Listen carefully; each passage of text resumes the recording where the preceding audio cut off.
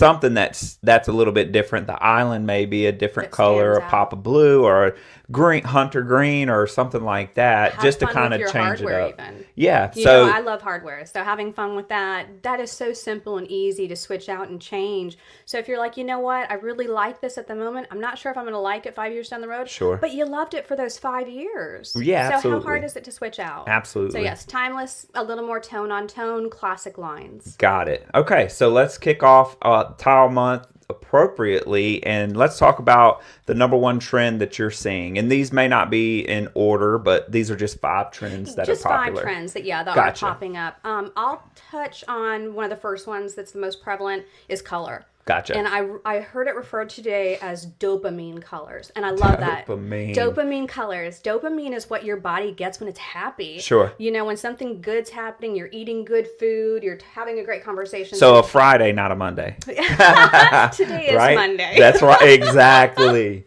Okay. We're making it